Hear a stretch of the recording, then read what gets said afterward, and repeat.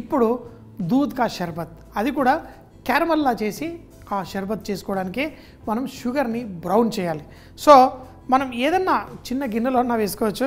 నాకు చిన్న గిన్నె లేదు, ఇందులో వేస్తున్నాను. నీళ్లు ఏమీ లేకుండా కొంచెం పంచదార వేసేయండి,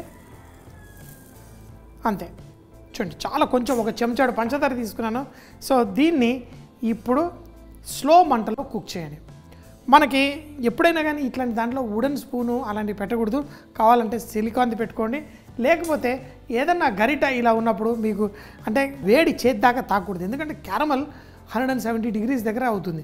మనం చేయి పెట్టినా ఆ షుగర్ మీద పడ్డా మనకి చెయ్యి కాలుతుంది. అందుకని చెప్పేసి స్లోగా ఈ పంచదార కొంచెం వేసాను. ఈ పంచదార అంతా క్యారమల్ స్టేజ్, మనం చిక్కీకి ఎట్లా చేసుకుంటాం అట్లా డార్క్ కలర్ వచ్చేంత వరకు కుక్ చేసుకొని తర్వాత కొన్ని పాలు పోసి దాన్ని కలిపేసి పెట్టుకుందాం. దాన్ని మనం సిరప్ లాగా మనం ఈరోజు ఈ దూద్ కా షర్బత్లో మనం వాడుతున్నాం. ఇలా వేడిగా చేస్తూ మనకి ఈ పంచదార స్లోగా బ్లాక్ అయిపోతుంది. సో మరి దీన్ని స్లోగా కలుపుకోవాలి.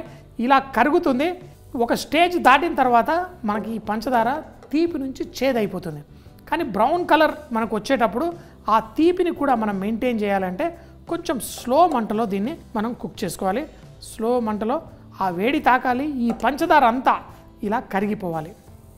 ఇలా పంచదారాన్ని కాల్చి ఎన్నెన్ని టెక్నిక్స్ ఎన్ని ఉంటాయో, నేనే కాదు ఎంతోమంది షెఫ్స్ ఈటీవీ అభిరుచిలో మీకోసం దేశ విదేశాల వంటలు చేస్తూ ఇలాంటి టెక్నిక్స్ అన్నీ చూపిస్తారు.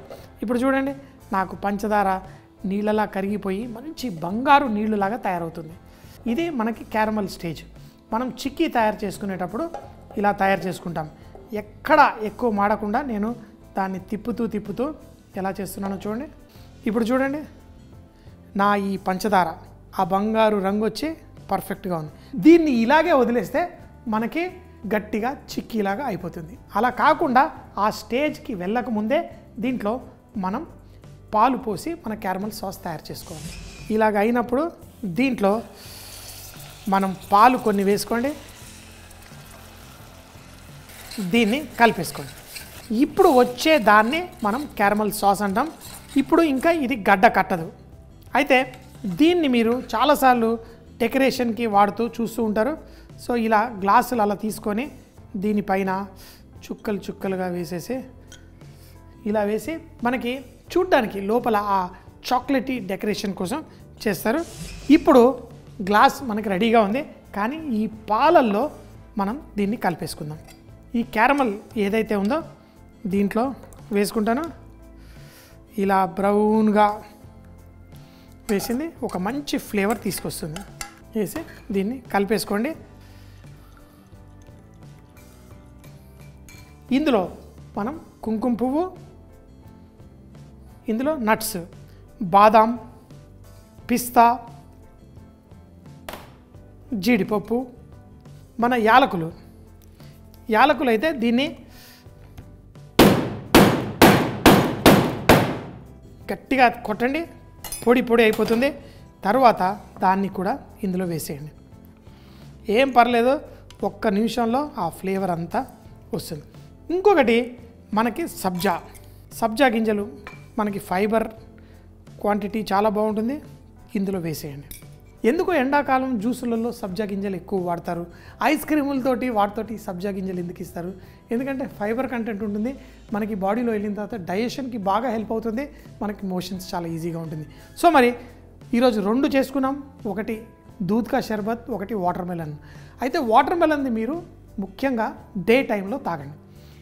ఈ దూద్ కా షర్బత్ అనేది సాయంత్రం పూట కొంచెం వెదర్ చల్లగా అయినప్పుడు తాగండి, చాలా బాగుంటుంది. సో కావాలంటే దీంట్లో ఐస్ క్రీమ్ ఇలాంటివన్నీ వేస్తారు, కానీ ఈ నట్స్ అన్నిటితో పాటు అక్కడక్కడ నట్స్ తాకుతూ తాగడమే ఈ దూద్ కా షర్బత్. అంతే, పర్ఫెక్ట్. కావాలంటే 2-3 ఐస్ క్యూబ్లు వేసుకోండి. తర్వాత మన ఈ దూద్ కా షర్బత్ చూడండి, మనం వేసుకున్న క్యారమల్ చాలా మంచి సువాసనతో, ఆ క్యారమల్ ఫ్లేవర్ ఏదైతే ఉంటుందో మనకి అది బిస్కెట్లో వస్తుంది, చాలా వాటిల్లో వస్తుంది. సో మరి ఇంకేంటి ఆలస్యం, చక్కగా దూద్ కా షర్బత్ చెప్పాను కదా, సాయంత్రం పూట కొంచెం వేడి తగ్గిన తర్వాత ఇలాంటి షర్బత్లు తాగి ఎంజాయ్ చేయండి. దూద్ కా షర్బత్. ఈ దూద్ కా షర్బత్ చేయడానికి మనం ఫస్ట్ ఒక ప్యాన్లో కొంచెం పంచదార వేసి క్యారమలైజ్ చేసుకోవాలి. ఎప్పుడైతే దాన్ని చక్కగా బ్రౌన్ కలర్ వస్తుందో దాంట్లో పాలని వేసి చక్కగా వెంటనే కలుపుకోవాలి. ఆ క్యారమల్ సిరప్ తయారైన దాన్ని మిగతా పాలతో పాటు వేసి కుంకుమ పువ్వు, బాగా క్రష్ చేసిన ఆ బాదాం, పిస్తా, జీడిపప్పు, అలాగే కాడమం పౌడర్ కూడా వేసి కలుపుకోవాలి. దీంతో పాటు సబ్జా గింజలు వేసి చల్లగా ఐస్ క్యూబ్ తో పాటు వడ్డించుకోండి. ఇది సాయంత్రం పూట ఎండ తగ్గిపోయిన తర్వాత మాత్రం తాగితే చాలా బాగుంటుంది.